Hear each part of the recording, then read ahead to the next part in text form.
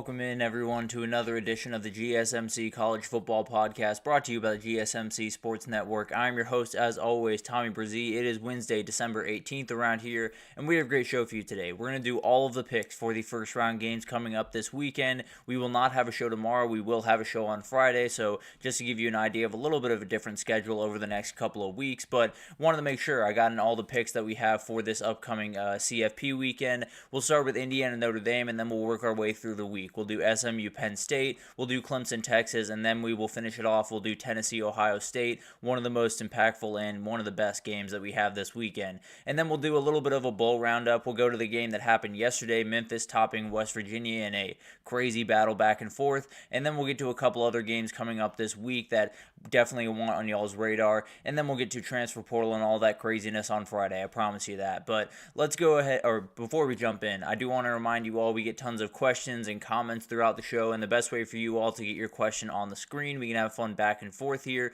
is to use that super chat at the bottom of the chat on the Sports Network page. You can click that $, add any question, comment you'd like. It'll pop up on the screen, and we can have fun back and forth here. Definitely want this to be as interactive as possible, so utilize that. We can have fun back and forth, and we can ask whatever questions you guys have about the first round of the playoff, and that's what we'll start with. We'll get into that Indiana and Notre Dame matchup that's going on up there in South Bend this upcoming weekend, and this is going to be a really good one. The first one of this new era of the 12-team playoff. It'll be really interesting to see what that atmosphere is like. It looks like it could be snowing just a little bit, so that'll obviously add some dynamics to this one, and it's an in-state battle, which is always going to be a really fun thing to watch. Obviously, Notre Dame still trying to kind of get themselves back after that loss to NIU in week 2. They've done an incredible job since then, as has Indiana. They've been handling business, but one game against Ohio State, they've been really, really incredible pretty much all the way throughout the year. So it's two teams that have really not shown a ton in terms of, being able to beat the elite teams in the country, but also haven't shown a ton of holes when it comes to the games that they have won. So a lot of different things that are kind of going into this one, and I think there's a lot of different dynamics here. Neither team has looked weak except for that one loss on their record right now. Both teams are top 3 in margin of victory this year. They handle their business when it has to be handled, and now they have to go against a team that is roughly around their energy. Obviously, people will say there's a little bit of a lean towards Notre Dame here. I'd probably tend to agree with that, at least a little bit from a physicality perspective, and that's probably the biggest question that you have for Indiana in this game. Can they handle the physicality that Notre Dame is going to bring? They have a ridiculous defensive line, have an offensive line that's only gotten better and better throughout the year after some early season injuries. They've been a really, really good group. And Ohio State, it wasn't necessarily that Notre Dame or that Indiana did a poor job offensively against Ohio State, at least on the offensive line. They did do a poor job handling them when it came to that offensive line kind of pushing them around a little bit. And then on the other side, that D-line did fine. It wasn't necessarily Indiana totally handled them all day. So definitely going to be a problem for them. If they can't handle this Notre Dame front, then it is going to be a really, really long day. It's going to be one that they come out on the wrong side of, and one that they look back on and they have probably 250 rushing yards hung on them. So that's a huge time question. Definitely one that probably going to have pretty much throughout this tournament for Indiana. Can they hold up physically against some of these elite teams in the country? And then for Notre Dame, there's so much in the run game. There's so much energy towards Jeremiah Love and Jadarian Price and Riley Leonard. You got to find the pass game at some point. You're not going to win a national title unless you can push the ball downfield at different points in the game. It does not need to be a huge part of your game. It does not need to be something that you totally hang your hat on.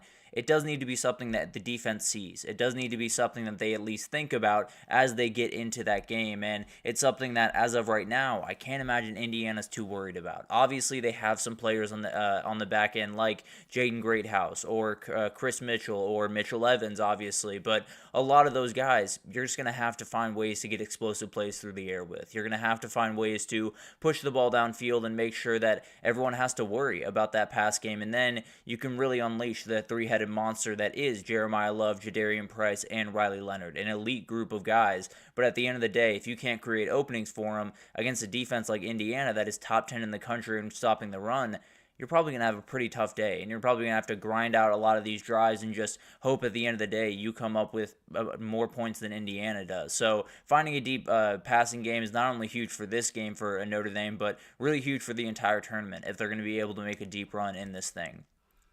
And then you talk about a lot of the players on the other side of the equation. When you talk about this back end for Notre Dame, one of the very best in the country. There's no doubt about that. But the last time they were out against USC, they gave up 360 yards passing to Jaden Maiava. There were some holes in that defense, especially with the injury to Benjamin Morrison. There's been some more holes that have opened up. So can Curtis Rourke, can these wide receivers take advantage of a couple of one-on-one coverages, a couple of openings, a couple of busting coverages, whatever it ends up being? There are going to be openings because 360 yards to USC and Jaden Maiava, this is a very potent passing offense. And Curtis Rourke in this Indiana offense that's coming into play, and they're going to have to be ready to roll. And it's really going to come down to a lot of the big-time players in this game, like Xavier Watts. He is a huge player and a guy that very badly wants to finish off his Notre Dame career with the biggest trophy in college football, the national title. And if he's going to be able to do that, they got to get through this one. He's going to have to play a big-time role against those big-time wide receivers. And one X factor to watch in this one is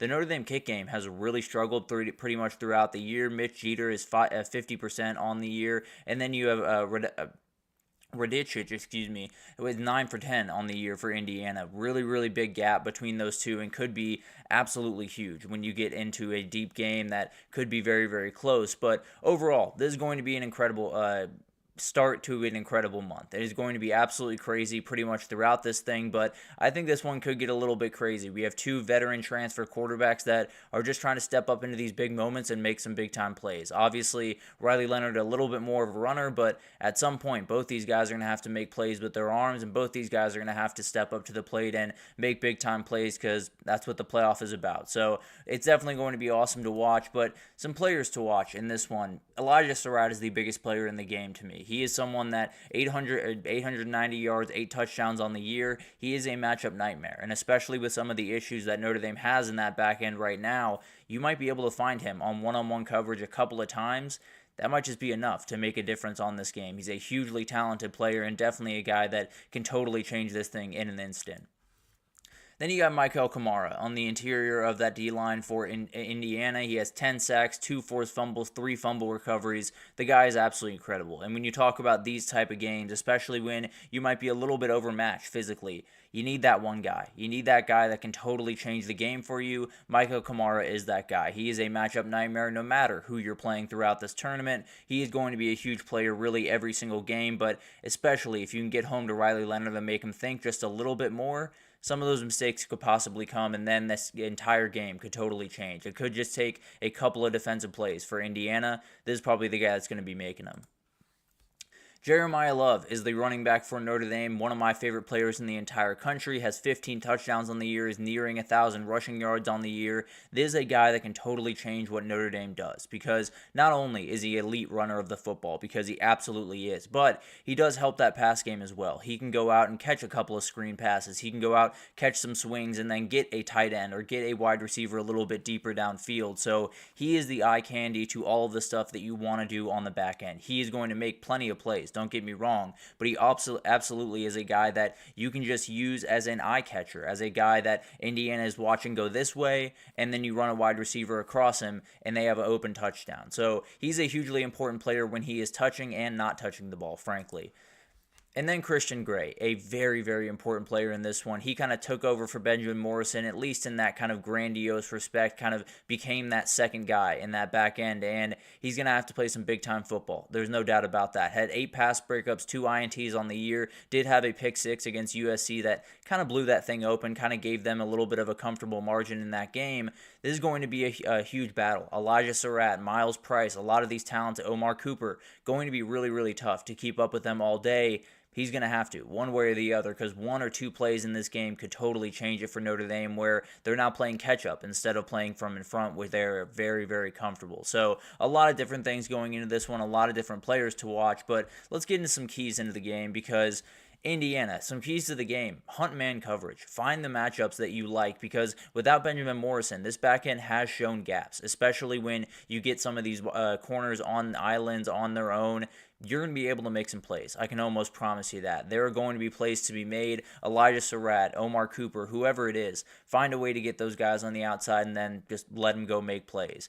You're all going to need a quick start. When you talk about Notre Dame, they are not necessarily going to be a team that at least I fully trust to come back from behind because of their passing ability. They are not a team that pushes the ball downfield all that aggressively. If you put them into a 10-0, 14-0 hole, if you put them in a hole early, I don't know if they have the firepower to come back in this game. So a lot of different questions around Notre Dame's offense. Force them to answer them in this game, and then take away Leonard's legs. It is so hard to stop that three-headed monster that they have for Notre Dame running the football. If you can take away one of them, then you have a really good chance, and especially if you take away Riley Leonard, because then he doesn't get as comfortable passing the ball. A lot of what he does comes off being able to run the ball, get the momentum in his direction, and then be able to pass the ball with confidence. If he can't run the ball, he's going to have to stand in there, make decisions, and kind of fire the ball in there.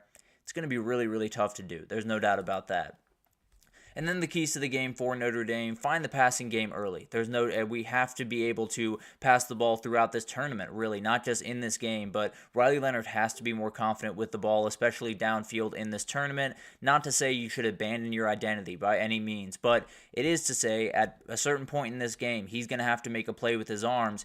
You got to be able to get him comfortable. You got to be able to get him into a rhythm early, and then maybe he can make some big time plays down the stretch. And then control the pace. You have the bigger guys. Anthony was just talking about it here. You have the bigger guys. You have the guys that should be able to push you around, that should be able to do a lot of the things that Ohio State was able to do. And actually, what Ohio State was able to do to Penn State late in that game is probably what Notre Dame wants to do in this game. They probably just want to run the ball, control the time of possession, and move on with a win. That is something that they are capable of doing. Now, if they lose that, if they lose the control of the pace, if they lose control of the game, this thing could get away from them in a hurry. And then disruption up front. The D-line of Notre Dame against the O-line of Indiana could be the mismatch in this one. It's not necessarily to say the Indiana O-line is not good. It's just to say the Notre Dame D-line is an absolute nightmare to deal with. So if that run game for Indiana can't get going, can Curtis Rourke just take him on his shoulders? He's done it a couple of different times this year. He's been really good at it, and it's one of those teams that they are going to throw the first punch most times. They've gone in the lead. They've scored first in all but one game, and it wasn't even the Ohio State game. It was a Michigan State game that they ended up winning very comfortably. So a lot of different questions around this one, a lot of different unknowns around both these teams, but when it really comes down to it, I'm with Anthony. I think the physicality of Notre Dame is just going to be a little bit too much here. I think Indiana makes a couple of big-time plays. I think Elijah Surratt will be heard from in this game because of some of the back-end issues that Notre Dame has had.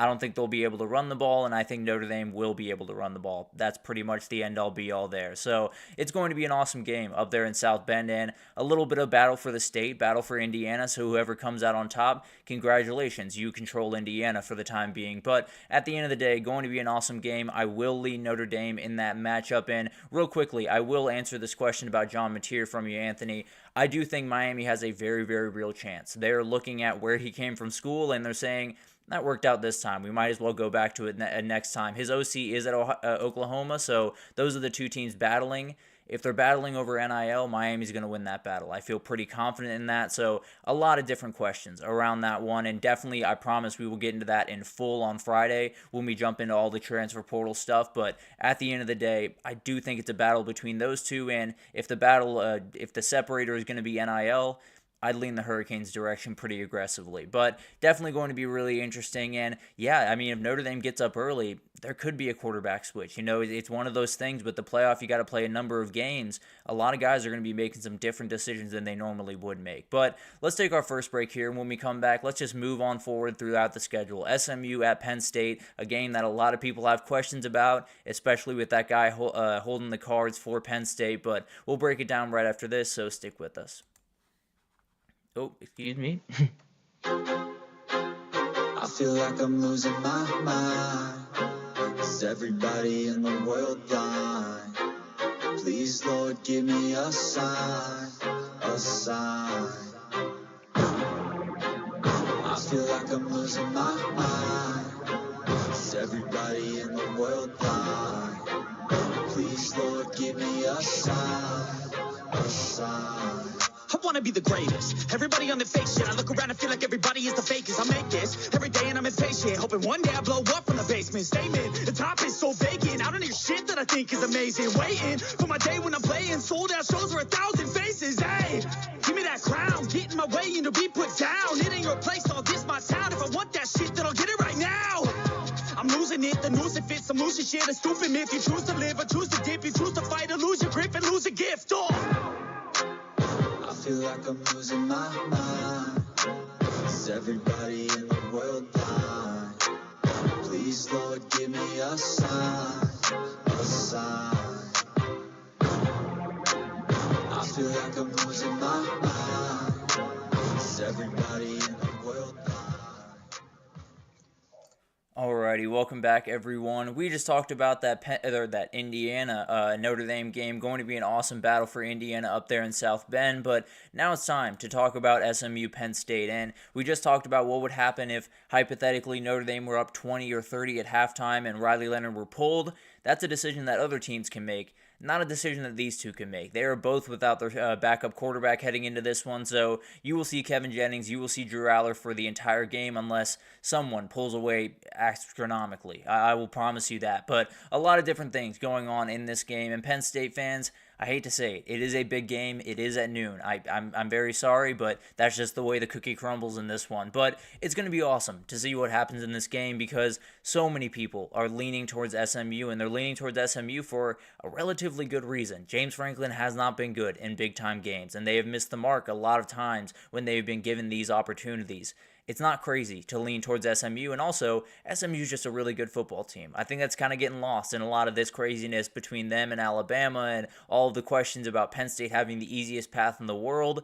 This is still a very good football team. Might not be elite, might not be one of the best teams in the country. Absolutely is a team that earned their way here, and absolutely is a team that can cause some problems for Penn State. And for SMU, it's about getting on top of the sport again. It's about, 40 some odd years of having to sit on the sidelines, of having to feel like you're just on the outside of where you probably should be. You're back where you feel like you should be. And there's a lot of different things that can happen with this program. I've talked about it before. They are a sleeping giant, and they have officially been woken up. They win this game, then more money will come into that place than you could possibly imagine. But it'll be really, really fun to watch this one unfold on the field, and there's a lot of questions around Penn State as we head into this one. Obviously, Bo Pribula going into the portal adds a little bit of a layer to this, where how much quarterback run game are they comfortable using with Drew Aller? Does that kind of handcuff them in different ways in their offense, and can SMU take advantage of that? All of that is very much on the table, but for me, when I look at this game,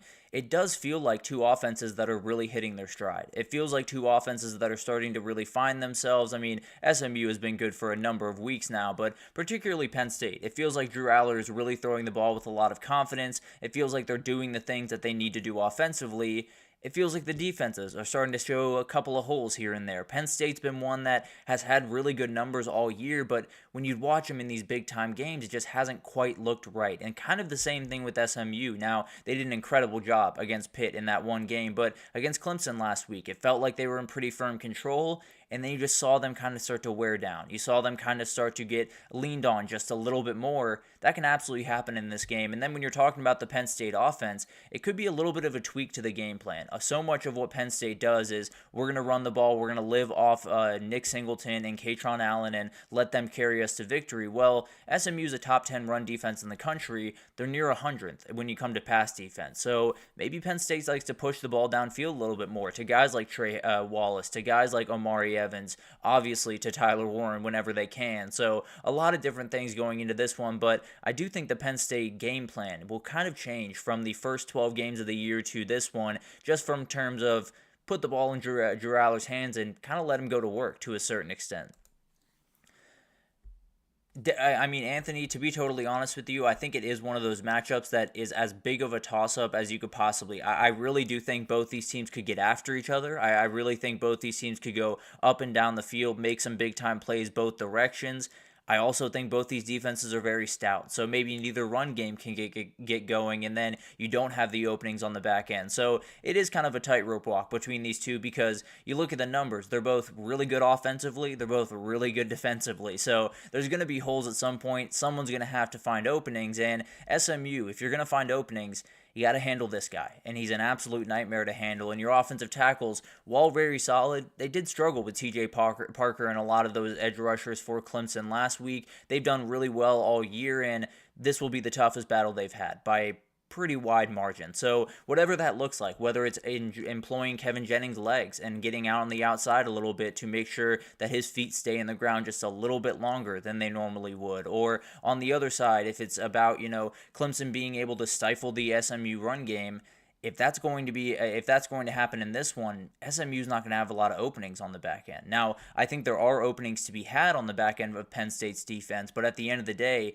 you have to start with the run game. You have to start with what Oregon did with Jordan James, with Noah Whittington, and get these guys kind of keying in on the run, and then you can hit them on the backside, and then you can hit them where you have a lot of speed. Kind of the same thing with Oregon.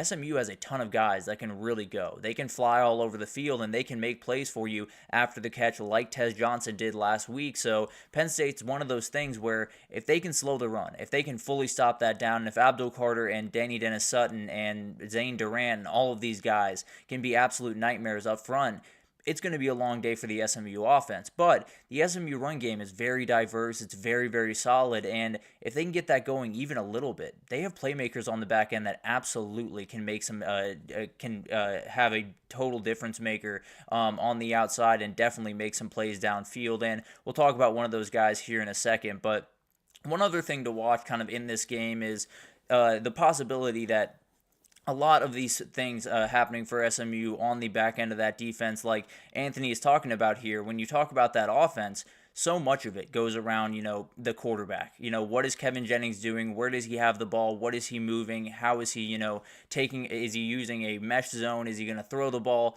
You have to worry about a million different things when you have to worry about Kevin Jennings at quarterback. And then on that other side, can SMU handle that? It is going to be a tough battle for them offensive or defensively, because this is the most talented group they face. This is just plain and simple the most tough group, the most talented group, and has the best player that they have faced all year in Tyler Warren. So do they have the ability to keep up defensively? And then on the other side, Tyler Warren is going to play in this game. I assume he's going to get a couple of snaps at Wildcat. Without Bo Pribula in the picture, without that running threat in the picture, I think they're going to use a little bit of their physicality in some different moments and try to lean on this team just a little bit. So it's going to be an awesome game. It's one of those games, me and Anthony have been going back and forth here. I can't get a beat on this one. I think it's both really, really good defenses, both very explosive, dangerous offenses that have very solid run games.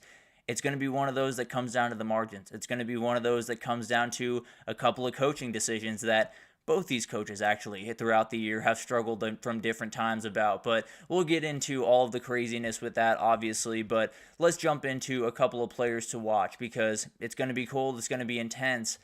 Maybe you just got to make a couple of special plays, and this is the guy that's going to do it. Roderick Daniels Jr. is such a fun player to watch for SMU. He's a guy that can totally change a game pretty much in a second. He is very, very talented, and when you look at this Penn State defense, like Anthony was talking about here, there is a physicality advantage. Penn State is going to be bigger. They are going to be tougher, especially on the interior of that offense or on that defense. Can you get guys on the outside? Whether that is, someone like Brashard Smith or it is Roderick Daniels, you have to find a way to get these guys involved. You have to find a way to get these guys open, and maybe it's just an end around to get him out on the edge and spread out this defense a little bit, but he is the guy. Number 13 is the guy, to me, that at least opens things up for a lot of the other players on this offense. Kobe Wilson is the guy I'm watching for SMU at the linebacker position, not only because he's going to have to tackle those two running backs pretty much all day, but this is probably his last game in an SMU uniform. He's a very, very talented, very accomplished player on that team, and he has his biggest game of his career at the very end of his career. It could be an incredible moment, could be kind of a sore ending to his career, but you best believe 24 is coming out of there with his with steam coming out of his ears, and he's going to be ready to roll. There's no doubt about that. You do make a really great point. Kevin Winston's going to be absolutely massive in this game. Absolutely someone that could totally wreck this game, and when you look at SMU, just takes that one mistake, right? Especially in an atmosphere like the whiteout. If you make one mistake early on in this game to a guy like Kevin Winston, or even to Abdul Carter if he comes around and gets a strip sack, it could change in the hurry, and then Penn State could pull away in this one. But Amari Evans is a guy I want you guys to watch at the wide receiver position because Penn State needs one, plain and simple. He stepped up a number of times in that Oregon game. He's going to have to continue to do it. He is the guy that opens up this offense. He is the guy that makes it not just number 44 and no one else on that offense. So you're going to have to get it figured out. You're going to have to find this guy open, and then he just got to make a couple of big plays. That's the great thing about the Penn State offense is you have the two guys in the backfield. They are going to make plays for you. That does not need to be questioned. You have to find one guy to make a couple of little plays here, and it's going to be really, really fun to watch to see if this guy can do it. It looks like it's not going to be snowing, Anthony. There have been some different pictures from this throughout this week of snow on the field. It looks like by the time we get to game time, it'll just be cloudy and around the mid-20s. So not ideal for the Dallas kids, but absolutely a little bit better than it could have been, no doubt. But let's talk about Kobe King because we talked about it a million times here where SMU, you stop that run game, you're probably going to stop that offense, especially if you slow down what Kevin Jennings can do with his legs, and Kobe King's going to be involved in that. He's been one of the best run stoppers in the entire Big Ten this year, and definitely one of those guys that can totally change this game and probably make himself quite a bit of money on Saturday, or on Friday, or on Saturday, excuse me, I'm getting totally lost here. Keys to the game for SMU, we've talked about it, it's Kevin Jennings' legs. He has to be able to keep those Penn State edge rushers just at bay. It does not have to be perfect. It does not have to be every single play. But if you let Abdul Carter put his foot in the ground and get upfield, you're not going to win this game, plain and simple. He is not a player that your offensive tackles are going to be able to hold up against for 4 straight quarters. You got to be able to steal his eyes a little bit. Kevin Jennings is really the only way to do that. So you're going to have to find a way to employ some of that read zone, some of that different read option type stuff. Can you do it, and can you do it effectively is a big-time question against this elite defense. And then on the other side, you need elite front seven play. That is where your team is probably the most strong as far as I'm concerned for SMU. They've been really good at stifling the run, giving up a little less than 100 yards per game, and you got some players on that front seven, especially on the edge with Elijah Roberts. They can make some plays. They can blow this thing up and really create some problems with what Penn State does offensively, especially with Drew Aller in this big-time moment. You get to him a couple of times, maybe some thoughts start to roll into his head that he did not want there. And then 1 or 2 pop plays. It's very, very hard to describe, but basically anything, blocked kicks, blocked punts, interceptions, fumbles, explosive plays, whatever that is, whatever it looks like, you need a couple of those. You need a couple of those plays that probably shouldn't go your way, probably wouldn't go your way on the next game, but need to go your way on Saturday, plain and simple. So it is going to be fascinating to see if they're able to pull that off, and definitely something that we're going to have to worry about. And yeah, I think there is an argument to be made there. Is there too much on Kevin Jennings to make all the plays with his legs? Is there too much on what he does? And I think the good news with that is Kevin Jennings is going to have to make plays with his legs. There's no two questions about that. He's going to have to be a factor in this game. But let's say he is a factor early. Let's say he makes a couple of plays with his legs, and then Abdul Carter's worrying about that. Then you can get the ball to Brashard Smith, and then you can let that run game with the running backs get going, and then hopefully you can pull the ball back and get a couple of big passes downfield. So it is going to be centered around him early. There's no doubt about that, and if Penn State can shut that down early, SMU's got a problem on their hands. I won't argue that by any means, but if you can get if you can break through a couple of times with Kevin Jennings in the run game, then I think a lot of things could open up that Penn State would not have quite the answers to that they're expecting right now. For Penn State, the big keys to the game, let Drew Aller cook. I really think this kid is capable of going out there, putting up 300 yards, putting up 4 touchdowns, and rolling through SMU, if I'm being totally honest. The SMU pass defense gives up over almost 250 yards per game. It is a game that Drew Aller should be able to take over and should be able to take that big-time step forward. He has been there for quite some time. He's towards the end of his second year in this offense, or not in this offense, but at Penn State. Let him rip. Let him control this game. Let him be the guy that leads you to the next round, because I think you're going to like the results once you get there. This SMU run defense is very good.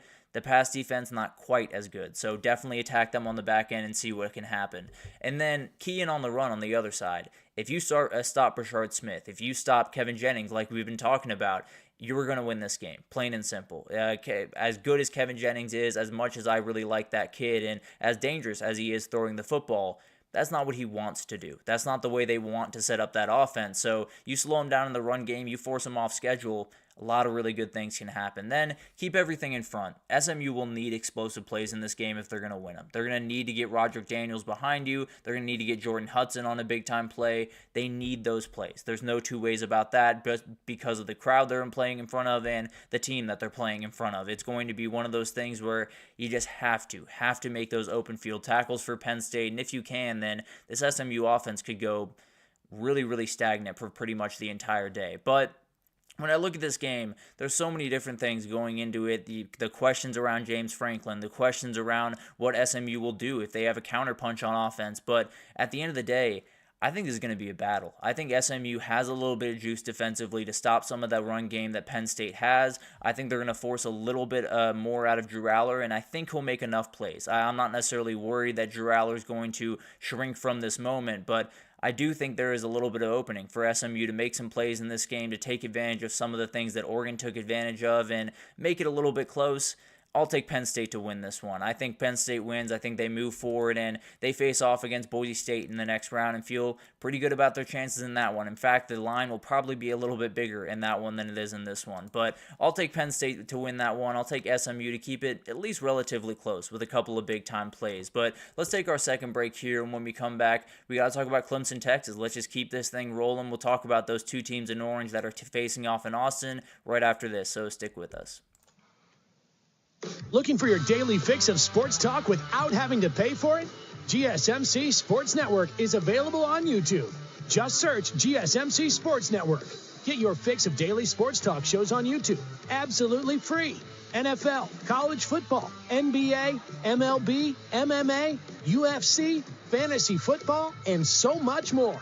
GSMC Sports Network has shows running all day long, with new sports shows starting every 2 hours. Just like on your favorite cable sports channel, except GSMC Sports Network is absolutely free. Just search GSMC Sports Network on YouTube to catch one of your new favorite shows, like the GSMC College Football Podcast, Chip Shot Football Podcast, Hoops and Heels Women's Sports Podcast, GSMC Basketball Podcast, and so many more. Check it out for yourself. GSMC Sports Network, now available on YouTube absolutely free. Search GSMC Sports Network on YouTube right now. Alrighty, welcome back everyone. We just talked about that Penn State SMU matchup, and Justin just brought up something here with some language that you could probably leave elsewhere, but at the end of the day, yes, Kevin Winston has been out for quite some time. Need some guys to step up on that back end. A.J. Harris, Jalen Kimber, a lot of really talented guys on that back end, but Jalen Reed is probably the guy that you're going to be watching in that Kevin Winston kind of role. But at the end of the day, let's move forward to that Clemson-Texas game because this is going to be an awesome one. There's so many overlapping stories between these guys in high school. R.J. Mickens, the very talented safety, played with Quinn Ewers in high school. Quinn Ewers played against Cade Klubnik in high school in the state championship. And also Cade Klubnik played with a number of Texas players while he was at Westlake. So a lot of really, really great players in this game, a lot of really, really great overlap in this game. And even with the coaches, I think it's two programs that you have a Clemson program that has been here. They're pretty comfortable in this position. They know what this is about. Dabo Swinney has been here a number of times. He is one of the best coaches in the entire country. And then you have Steve Sarkisian that's really trying to make that step up, that's trying to become the next guy, the next Dabo Swinney, the next Nick Saban, the next Kirby Smart. And this would be kind of a big-time breakthrough moment, being able to beat Dabo Swinney, move on to the next round, play Arizona State, and see what happens after that. But this is going to be a tough battle. There's no doubt about that, and it comes down to what can this offensive line for Texas do for Quinn Ewers? Because as well as Quinn Ewers has been this year at different times, when he is under pressure, he's an entirely different player. Everyone understands that at this point. Everyone understands those feet get a little bit quick, they get a little bit crazy, and he starts to make some mistakes, just plain and simple. So can Clemson get home? They have the dudes. There's no doubt about that. TJ Parker is an absolute problem coming off the edge. Peter Woods is a guy that you could have a million guys in front of him. He's probably still finding his way to the quarterback. He's a very, very talented player, and it's probably going to be the third best defensive line that they faced all year behind Georgia and Michigan, but they're not very far behind either of those two. Very, very talented group up front, and that's the question. If Texas lets them get home with pressure, if they let him get to Quinn Ewers, what happens after that? What happens with the game plan for Texas, first of all, and then what happens with that quarterback position? How do you introduce Arch Manning? Do you just throw him in there and let him roll? What's the moniker for How many points you have to be down for Quinn Ewers to be pulled?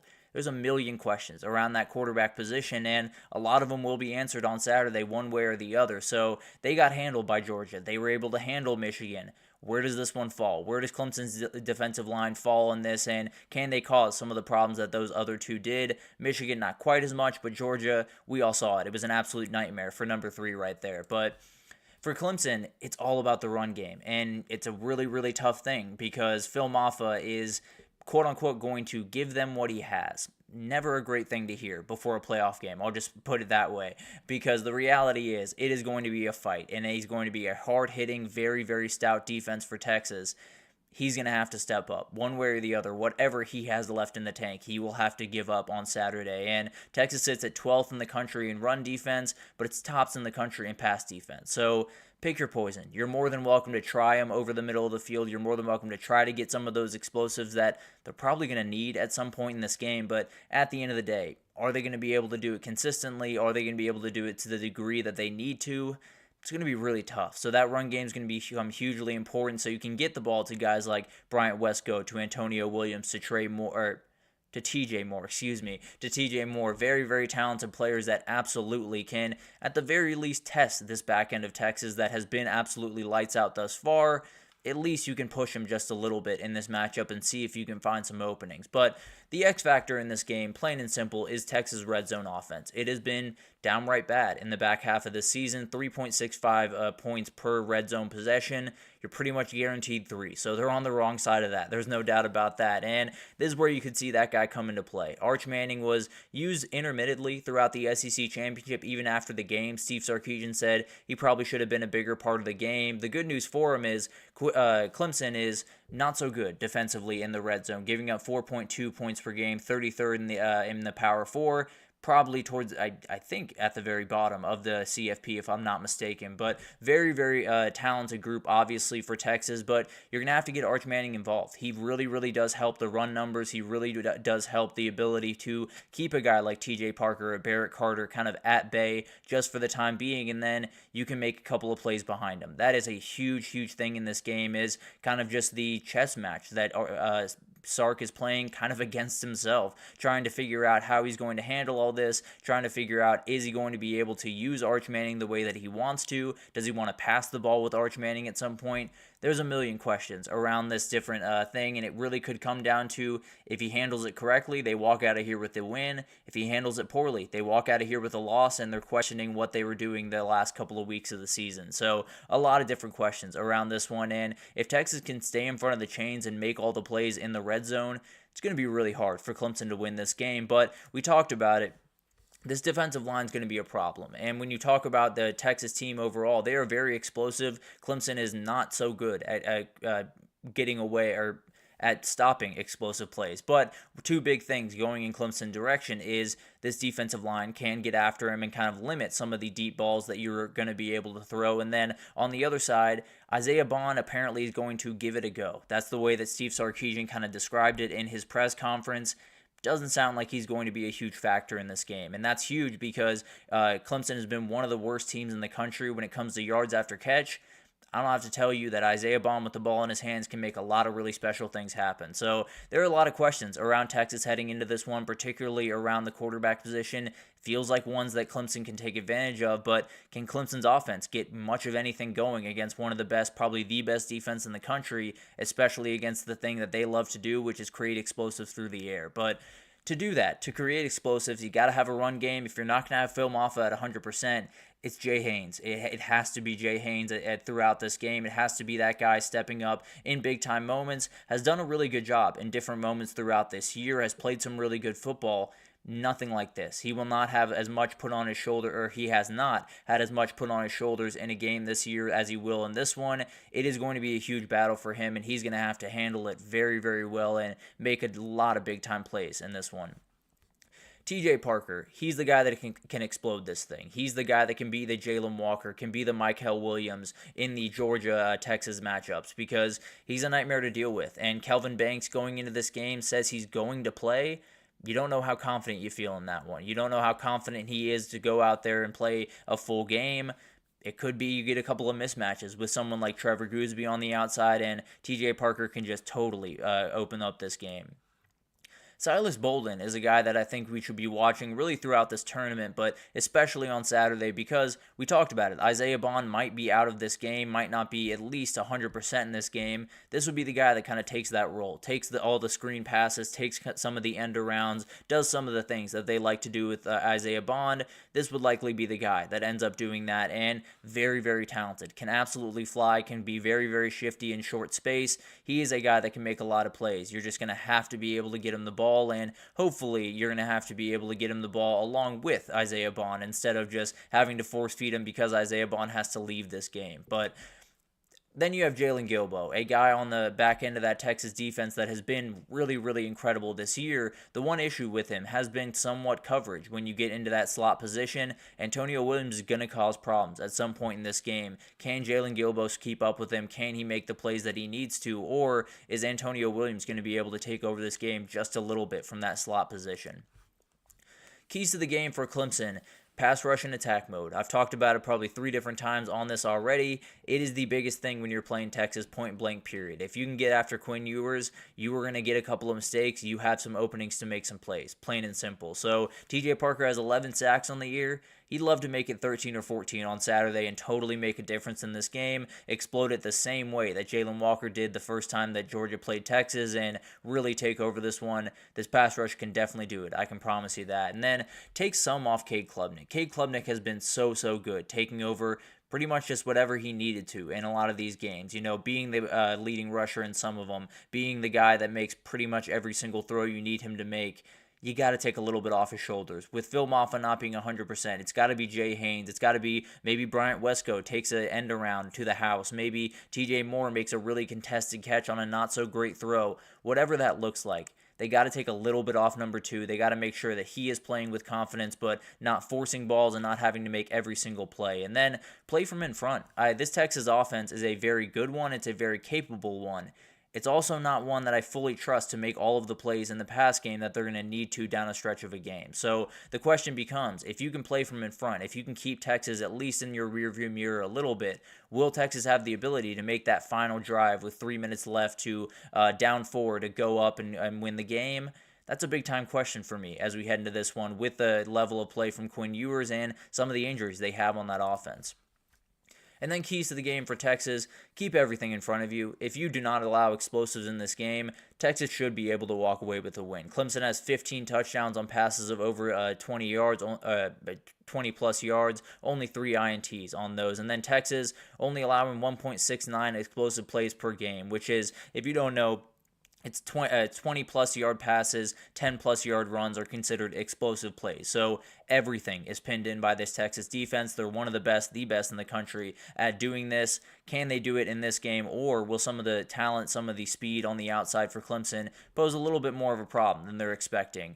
And then you got to fix the red zone woes. You don't have to fix them 100%, no doubt about that. It's not going to be perfect, but you absolutely do have to involve Arch Manning in that run game a little bit more. You have to make sure that Quinn Ewers is as healthy as possible going into this one so he can zip some of the balls into tight windows that you need him to. You can't just settle for threes because they have a very explosive, very dangerous offense on the other side. You could settle for threes the entire game, and then Clemson makes 1 or 2 plays, and you're back to tied, and you're going to have to figure out a way to make a play down the stretch. So it has to be 7s. It cannot be 3s, and if it is, Clemson has a very, very good chance of walking away with the win. And then don't hurt yourself. When you look back at those Texas games, especially those 2 Georgia games, so much of what they did was just hurting themselves, getting into really good positions, especially in that first half, and then finding a way to get out of good position. Whether it was penalties or turnovers, they have 4 in the last 2 games. They're 94th in the country in penalties per game.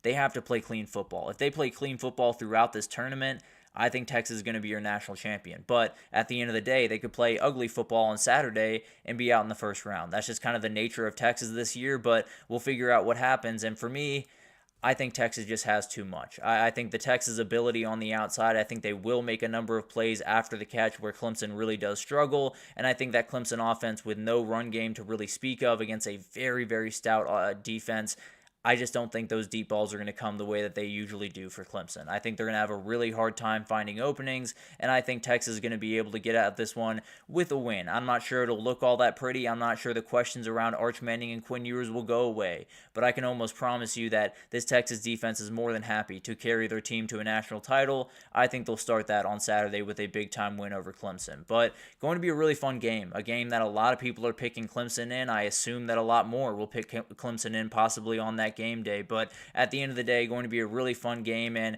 could set both these programs off in very interesting directions after it, depending on what the outcome is here. But let's take our third break, and when we come back, it's the one everyone's the most excited for. Tennessee at Ohio State, one of those that has a lot of implications afterwards, and we'll get to all of it right after this, so stick with us.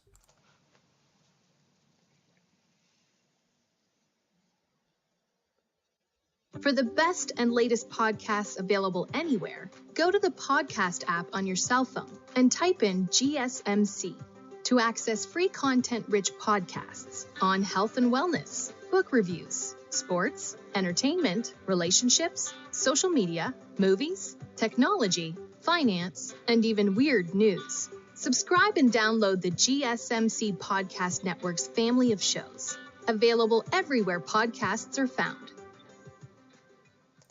Alrighty, welcome back everyone. We just talked about the Clemson-Texas game, one of those games that just feels like something weird's going to happen, right? That Texas team has not been very good at pulling away from anyone. Clemson's very good as an underdog, just feels like one of those moments. But I am going to go with Texas. I am going to lean the Longhorns on that one, especially their defense. Oh, excuse me. But let's jump into the big one. Let's jump into the one that everyone has been very excited for, that has really gotten Twitter. That has really gotten Twitter very mad at each other. There is a lot of Ohio State fans, a lot of Tennessee fans that are very much going after each other right now, and that's what this time of the year is about, right? As long as people don't get too aggressive, as long as people don't get too far in the weeds, we're having a good time. We're talking a little bit of trash up to a huge game up there in Columbus, and we got to start with the elephant in the room. It is Ryan Day's game. If he wins this game, congratulations, you are still the Ohio State head coach, and frankly, you might be going into next year, depending, based on everything else happening in the coaching cycle, you might be safe if you just win this one. You got to win this one. You lose this one, you're probably fired on Sunday, and then the coaching carousel blows up overnight. So a lot of different things to kind of keep in mind here, a lot of different things that will come into play, and it's got to be a thing on the back of his mind. You got to wonder just how much is he thinking about that, how much will it affect the way that he goes about business, and so many of the questions that we have around this Ohio State team are more mental and grandiose than they are physical things on the football field. So it's really hard to get a beat on what Ohio State needs to do in this game. The biggest thing that I can tell is go away from what you were doing against Michigan. Just trust who you are. And who you are is those special wide receivers. Who you are is Jeremiah Smith. Who you are is Emeka Egbuka. Who you are is the guys that can go up and make plays that we have never seen in the sport. Trust those guys to go make those plays. This is a very good back end, especially Jermod McCoy, which we'll talk about here in a second. But at the end of the day, you got to play your game. You cannot go away from this season trying to be the team that pounds the rock, goes really aggressive, is the aggressor. You're not that team. That's just not the way you're built. Trust the wide receivers on the outside, and that's going to be one of the bigger things in this game. The other bigger thing where if you want to trust those wide receivers, you need protection. And with that guy on the other side, it's very, very hard to get consistent protection. He is an absolute nightmare to deal with. It has, I think, 7.5 sacks on the year. The entire team has 29 sacks on the year. It is going to be a load for this offensive line to deal with. An offensive line that has two starters out, has a guy over on the left tackle position that Donovan Jackson has kicked out and played relatively good football, had a couple of tough moments against Michigan, but considering he was kicking out to tackle for the first time in his life, he's played really good football. And then you do have Austin Sareveld, you do have Carson Hinsman on the interior taking over for Seth McLaughlin, who ended up being the Remington Award winner. It's a load to deal with. I can promise you that. And it's not just, this pass rush. It's not just James Pierce Jr. It's Bryson Eason on the inside. He's an absolute nightmare to move. And that run game, at least going north and south, probably going to have a pretty tough time. So Ohio State cannot be searching for answers in this game. They have to be coming into this one with a very, very clear game plan, and it's got to be very different than the one that they employed against Michigan. I can almost promise you that. So for Ohio State, the big thing to watch here is Tennessee has really struggled to throw the ball downfield. They've struggled to do the thing that makes this offense not only good, but absolutely impossible to stop. You know, when you have Dylan Sampson, you're going to be really hard to stop. You are going to be a good offense. You are going to be one that's going to be able to put points on the board. If you open this part of the game up, if you get a couple of deep shots per game from Nico Iamaleava, they can win the national title. That is how good this offense can look. That's how good that defense is, just plain and simple. But Dylan Sampson, if you can slow him down, you're going to have a better chance to slow this part of it down, because you get him in a situation where he has to force some of these balls, where he has to make all the plays in the world. He is going to miss some of them. He has missed a lot of big-time plays down the field throughout this year, and if Nico is not given a little bit of a run game, if he's not given the protection that he very much needs, he's going to start forcing balls. That's what young kids do in these big-time moments, where this is going to be the toughest place he's played since he played at Georgia a little bit ago. It was a solid game from him, not necessarily saying he played bad, but you could feel it. There was a little bit of energy in that building that he was a little bit new to, and it's going to be the same exact thing in this one, especially with all of the things around it. And you talk about kind of the quarterback battle as you head into this one. Will Howard has played really good football pretty much the entire year. You know, he needs a bounce-back game after that Michigan game where it looked really ugly. He missed a lot of guys. He did not see the field very well, and I think a lot of that had to do with the way that they were calling plays, but a lot of that had to do with him just missing spots, and he cannot do that because you have guys on the back end of Penn State or of Tennessee that maybe aren't the most elite in the world. They're going to be able to make some plays. I can absolutely promise you that. So Will Howard has to be a factor with his legs. Nico can absolutely move as well. Which one of these quarterbacks can play the cleaner game is what it comes down to for me. I know that Nico is the more physically talented quarterback. That does not need to be told to me. That is very, very abundantly clear. The question I do have is, does Ohio State have the advantages at receiver and cornerback to take advantage of those the way they want to, or is Nico going to be one of those guys that just steps up to the moment, takes advantage of some of the openings that he does have, and then that run game just kind of takes him to the victory with Dylan Sampson?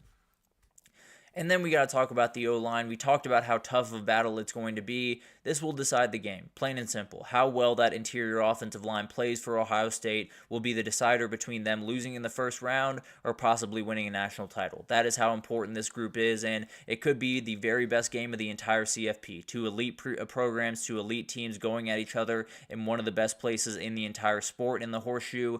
And then we get to see if we get a rematch between Ohio State and Oregon, or we get a little Tennessee-Oregon, a little bit of wrench thrown into the works, and some fun to be had in that one as well. But players to watch, it's the guy. Dylan Sampson is an absolute monster on this team, and he is one of the best running backs in the entire country. He is a guy that can take over this game if Ohio State lets him. Obviously, have been a very, very good rush defense pretty much the entirety of the year. You're going to have to worry about that deep ball more than you did against Michigan. So you can't pin guys in nearly as much. You can't put as many guys into the box. You can't make sure that you're taking care of the run, because what's Davis Warren going to do? Well, Nico is going to be able to do a ton. I can almost promise you that. So you're going to have to make sure that you handle this guy. You keep this guy under wraps, you're going to win this game. You don't keep this guy under wraps, then just about everything else opens up for this offense, and you're probably going to get run out of this building.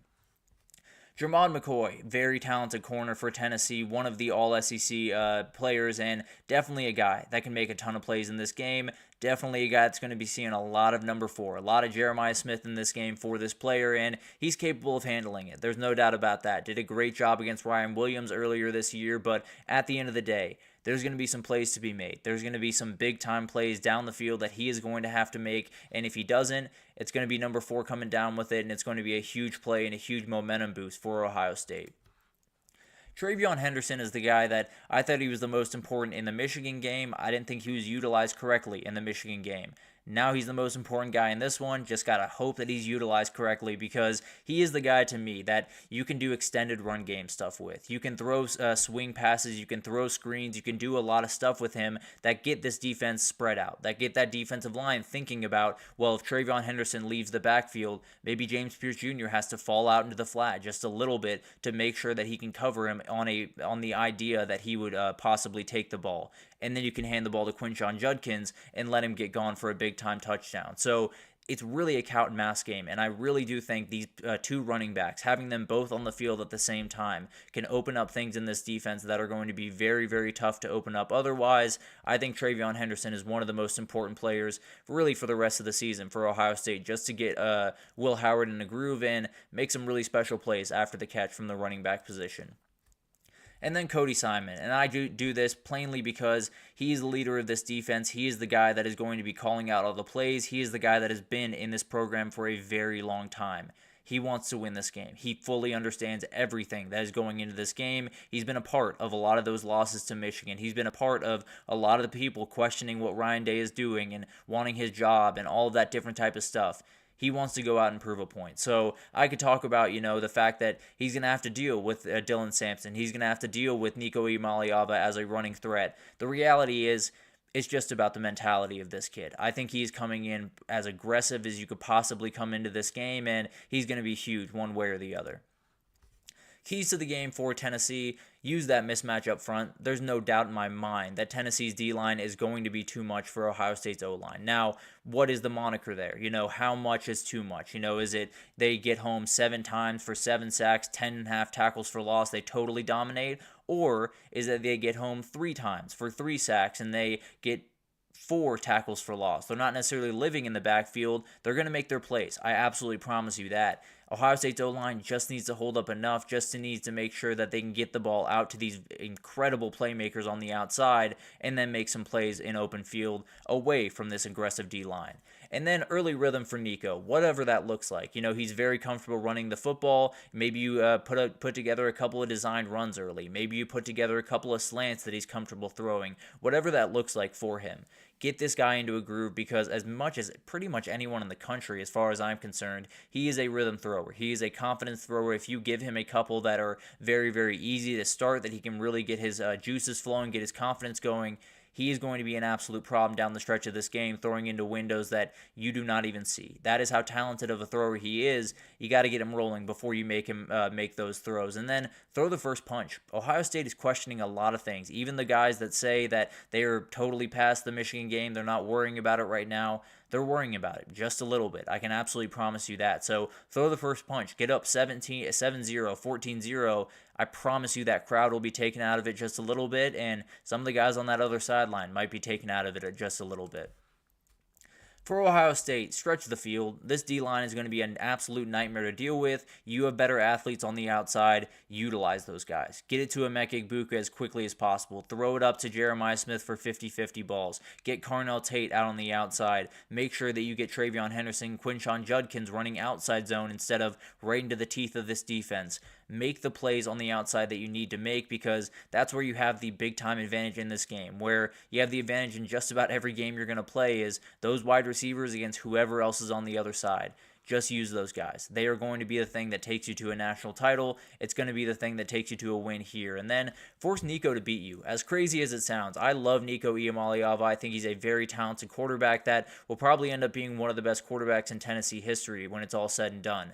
The reality is he's been really off the mark for the majority of the year. He was solid during against Vandy, made a couple of big-time plays, but he has struggled. There's no doubt about that. So if Ohio State, if you can slow Dylan Sampson, slow that run game, you're in really good shape, because at the end of the day, if the only offense is those couple of big-time plays down the field, you could probably even live with that if that run game is being totally stifled. And then use the noise. It's something that Ohio State has become very, very used to using throughout the years because of that Michigan game. But at the end of the day, you want that rematch with Oregon. You want everyone to stop talking about Ryan Day's future, to stop talking about all the craziness around that program.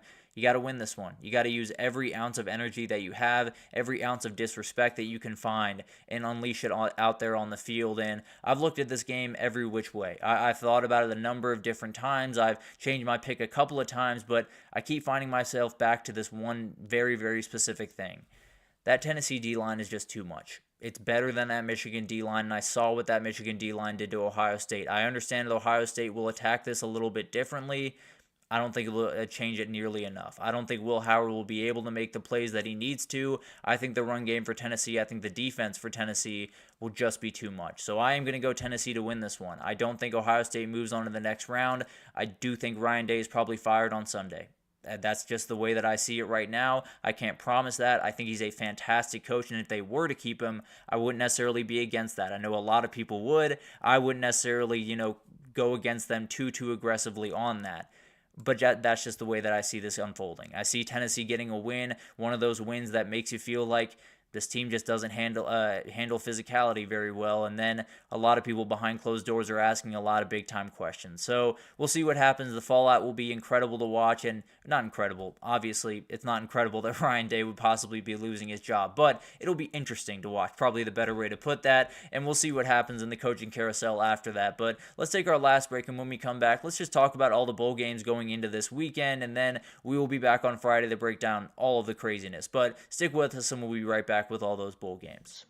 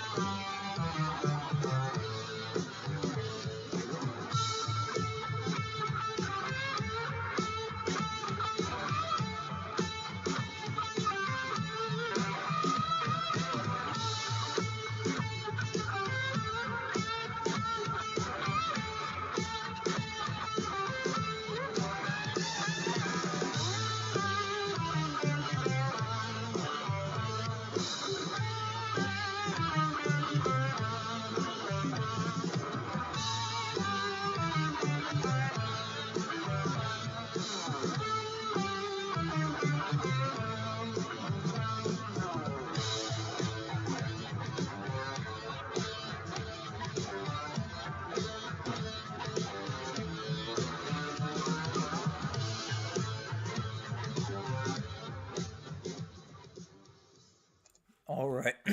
Excuse me.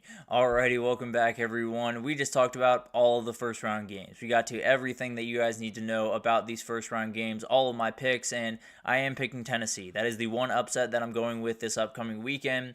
I just think that D-line is going to be a little bit too much for that dinged-up offensive line for Ohio State. But we got other bowl games going on this weekend. I want to make sure we get to all of them because there was a great one last night. I'm sure there will be a couple of great ones tonight and so forth. But let's get to that one last night. Memphis tops West Virginia 42-37, and this was a wild game. There's no doubt about that.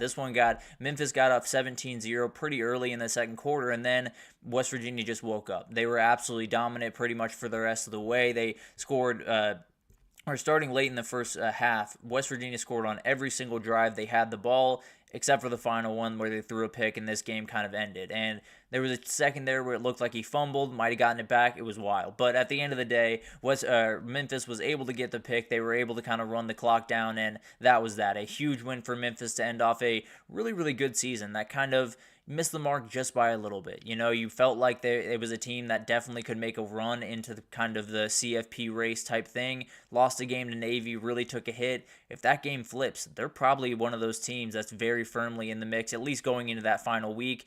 Boise State probably would have still beaten them out, but they definitely would have been much more in that mix if they just had one of those losses go another direction early in the year. But in this game, the wide receiver stole the show. Hudson Clement, the wide receiver for West Virginia, 11 catches, 166 yards, 2 touchdowns. Absolutely remarkable. For Memphis, it was Demir Blankupsey, it was Rock Taylor, over 100 yards receiving for both of them. Really remarkable stuff from all those receivers, and it was a lot of fun. A lot of deep balls, a lot of big-time plays from those wide receivers, and that's always what we want to see. But West Virginia staring down a pretty uncertain future. You do have Garrett Green probably out the door. Huge shout-out to him for kind of ending his career the right way. Been a really, really fun player to watch throughout his career. Just does not take no for an answer in a lot of respects. So very, very fun guy. And then you do have Rich Rod coming in. So a lot of things will be different about this West Virginia team. Kind of the same thing with Memphis. With Seth Hannigan walking out the door, there's going to be a lot of different things about that Memphis team. But very cool to see a lot of the players on these teams, a lot of the seniors be able to play out their last moment. West Virginia comes out on the wrong side, but a lot of really cool things happening around Morgantown that could develop into a really, really fun program over the next couple of years.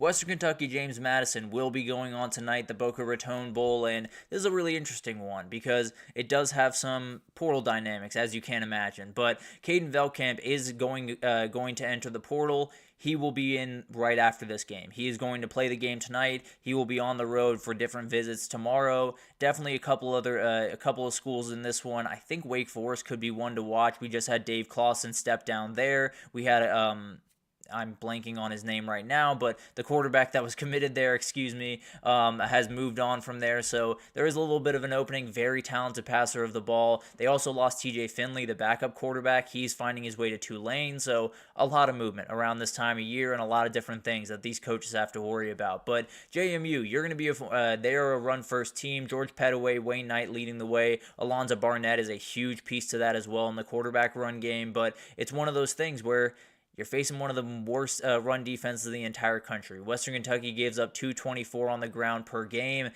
is going to be an absolute battle for them to be able to stop this group up front for Western Kentucky. And then this game really is two offenses that fit the defense's weaknesses. Two offenses that love James Madison loves to run the ball. Western Kentucky cannot defend it. Western Kentucky loves to throw the ball all around the field. James Madison doesn't necessarily love that too much. So it's going to be a battle back and forth. It could just come down to who has the ball last type of thing. But I think it's going to be, I think it's going to be a really, really good one. Both these teams are looking for a big-time kickstart into 2025, particularly James Madison with a lot of the questions around there. But I think it's one of those things where if you have one really good pass game, if you have one really good run game, probably going to lean towards the run game. Less variability there. I will go with James Madison. I will take the points here just to go towards my record of 1-1 in bowl games right about now. I'll lean into this. I will take James Madison minus 7.5, and I will be keeping track of that record throughout bowl season. Just got to hope that it's at least near 500 is what I will take in that one. Cal against UNLV is a fun matchup to me, and it's not we will not see Fernando Mendoza in this game, obviously rather upsetting. And then for UNLV, we won't see Barry Odom, and their interim coach, Brennan Marion, I believe will be coaching this game tonight, but has been hired as the Sacramento State next head coach. Very, very good hire by them. Feels like a really interesting fit, and we'll talk about a little bit more detail on Friday because I think that's one of those schools, one of those hires that could end up being a really, really good one in about 5 years' time. But we'll talk about that in a little bit more detail later. But for UNLV, you still have Hajj Malik Williams intact. You still have Ricky White. You still have Jaden Thomas on this roster. Have lost some guys here and there. Tony Grimes did leave. Greg Burrell, the running back, did leave, but a lot of ability on that field, no doubt about that. Jackson Woodard still with the team. This will be the last time that he plays UNLV football, and then I just got to hope that I see him on Sundays. Very talented player, become one of my favorite guys this year, and would very much like to see him get drafted at some point in April. But for Cal, they are going to be without Fernando Mendoza, their starting quarterback. It is going to be Chandler Rogers, the transfer from North Texas, has gotten in a little bit throughout the year, but not very consistently, a little bit more of a running threat than anything else, but a very talented quarterback nonetheless. Had a great year in North Texas last year and definitely can be a big-time factor in this one, especially with Javion Thomas and Jay Knott still in that backfield. You got to feel pretty good about where you are if you're Cal, especially with losing your starting quarterback. So I think it's going to be an interesting game where both teams have some big changes to make and some big decisions to make on both sides of the ball. But when I look at what Cal is going to do, very excited to see what Chandler Rogers is going to be able to do in this game. But I think UNLV's experience, I think their ability on the outside, and I think just the confusion that their offense causes, probably going to be a little bit too much for that Cal team. I will take UNLV to win this one. I'll take them with the points as well.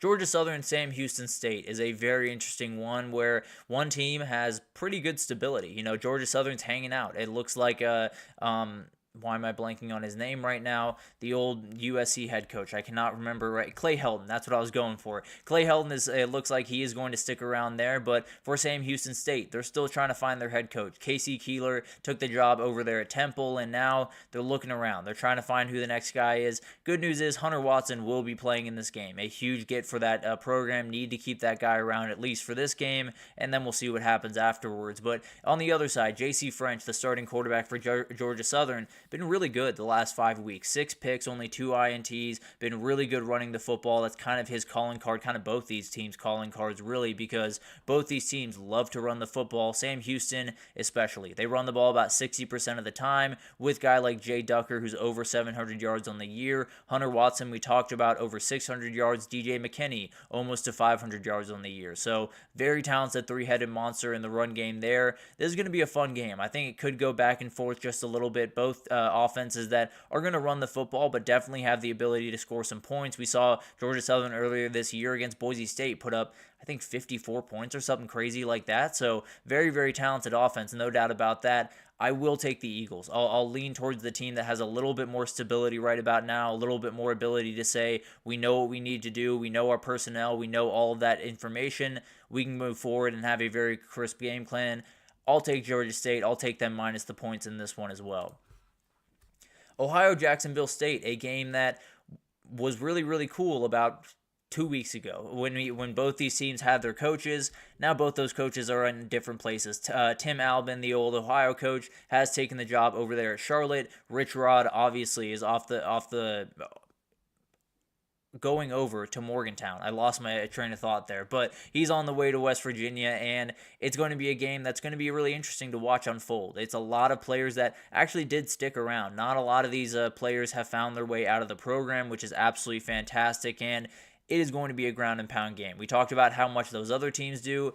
These teams put those teams to shame. You have Jacksonville State. They run the ball about 67% of the time. And it is going to be Tyler Huff. It is going to be Trey Stewart leading the way. Trey Stewart's a guy that you're going to want to watch for the NFL draft. And we'll get to that in time. I promise you that. But Ohio with Navarro and Anthony Tyus about 60% of the time running the ball. It's going to be just who can execute better in that respect, who can stop the run a little bit better, who can be a little bit more stout up front, and then who can make those plays, those big-time plays. And I think the margins are going to be remarkably thin. I think it's going to be a really, really good fight in this one. I'm going to go with the best player on the football field, and to me, that is Trey Stewart, the running back for Jacksonville State. I'll go with the Gamecocks. I think they do get a win here. I think Tyler Huff is just going to be too tough to take down. I think Trey Stewart's going to make all types of plays. I'll take Jacksonville State, and yeah, obviously, I will take the points as well, just for fun. And then Tulane, Florida, a game that frankly should be a little bit more fun, but Darian Mensah has found his way over to Duke. Ty Thompson will start this game, and then he will enter the portal after. So a little bit of an audition tape for a lot of the other teams out there for Ty Thompson. Love the way that John Summerall has kind of handled all of this because it's been not ideal. There's no doubt about that. It's been a little bit of a rough time over there in Tulane. He's handled it very, very well. Very, very cordial and been really kind of the model of what I think coaches should kind of act in these type of situations. Done a great job in. Maybe if Ty Thompson balls out, maybe he'll stick around. Who knows? But DJ Lagway is the guy that you're kind of looking for a Miller Moss performance out of. You're looking for a Nico Iamaleava performance out of because you want to get excited about 2025. You want this guy to go out there, just tear them to pieces, go to work, and just leave you feeling like you're going to win the national title next year. And he very well could. This Tulane defense is porous in certain points in that back end, and Tulane's ability to run the ball could be a huge asset in this game. Mekhi Hughes is an absolute problem, definitely a guy that can cause some issues, and then they have to make some plays on that back end. While there have been some holes back there, they have made some mistakes, they do have 31 pass breakups, they do have 12 picks on the year, so they can make those big plays. Can they make them consistently enough, and can they make them against a guy like DJ Lagway is going to be a big-time question. But I do think Tulane's going to be ready for the fight. I don't think John Summerall's teams are going to walk into any of these games and feel like they can't win or feel like they just need to go out there, go about the motions and then move on to the next day. That is not the way that they play their games. That is not the way that they go about their business. But at the end of the day, one team has DJ Lagway. I will take the Gators. I will take the points as well. I think Florida pulls away in this game. I think DJ Lagway puts on a show. And I think just about everyone is picking him to be the Heisman right after this game. So I think he's remarkable. It will be the prerequisite for that Notre Dame-Indiana game that night. Going to be a really awesome one. And hopefully DJ Lagway and Ty Thompson put on a little bit of a show for us. So remarkable week up ahead. You got bowl games coming up. You obviously have the CFP games. But we got to get to the transfer portal. We got to talk about a million different things. The December and how it's an absolute disaster. USC and Lincoln Riley kind of crumbling at the seams right about now. A lot of different questions still out there to be had, and I promise you, we will get to all of them on Friday. We will not have a show tomorrow. Enjoy yourselves, enjoy your families, do whatever you need to do. We will be back on Friday. We'll break down the transfer portal, we'll break down the month of December, first round questions, we'll get to X factors, a million different things on Friday's show to make sure you guys are fully ready for those first round games. But I will see you then. Thank you once again. Oh, excuse me. Before I get out of here, thank you so much for tuning into the GSMC College Football Podcast, brought to you by the GSMC Sports Network. Your support does mean a lot to us, so please remember to subscribe to the show, leave a positive review. It does make a huge difference. Also, follow us on Facebook, Twitter, TikTok, Instagram, all the social pages for all the content and updates you could possibly need. We got great people covering every single sport you could want. So anything in the world of sports you need, come on over to GSMC and we have you totally covered. But thank you once again for listening. I will see you back here on Friday, hopefully with some better language from the chat. But at the end of the day, I will see you back here on Friday, and I'll see you then.